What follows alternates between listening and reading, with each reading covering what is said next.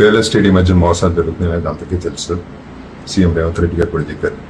రీసెంట్గా నేను ఒక యాడ్ చేశాను, నన్ను మోసం చేశారు, చెక్ కూడా డిజానర్ చేశారు. చెక్ రాగానే పోస్ట్లో అది కూడా పోస్ట్ చేసి వాళ్ళ వివరాలు మీకు చెప్తాను. ఏదైనా రేరా పర్మిషన్స్ అన్ని చూసుకుని జాగ్రత్తగా ఉండండి. Thank you. నటుడు జగపతి బాబు నన్ను కూడా రియల్ ఎస్టేట్ వాళ్ళు మోసం చేశారు అంటూ ప్రెస్ మీట్ లైవ్ వీడియోలో చెప్పడం జరిగింది. ప్రాపర్టీ కొనే కస్టమర్లు ముందుగా మీరు ప్రాపర్టీ కొనాలనుకున్న వారు మీరు తీసుకోబోయే ఏరియా మార్కెట్ రేటు ఎలా ఉందో గమనించాలి. ప్రాపర్టీ తీసుకునేటప్పుడు మనకు మంచి రేట్ వస్తుందా అనేది చూడాలి. ప్రాపర్టీ ఎందుకు తీసుకుంటున్నాం అనేది ఆలోచించాలి. గవర్నమెంట్ ప్రాజెక్ట్స్ ఏమైనా వస్తున్నాయా, ఇండస్ట్రియల్ జోన్లో ఉందా, కంపెనీస్ వస్తున్నాయా చూసి తీసుకుంటే మనం తీసుకున్న ప్రాజెక్టు మనం పెట్టిన పెట్టుబడి 2 రెట్లు 3 రెట్లు అలా పెరుగుతూ వస్తుందండి. మనం పెట్టే పెట్టుబడి కంటే తక్కువ టైంలో హై రిటర్న్స్ వస్తాయి. ఈ గవర్నమెంట్ ప్రాజెక్ట్స్ కంపెనీ దగ్గరలో తీసుకోవడం వలన ఎంప్లాయ్మెంట్ వాళ్ళు వస్తారు.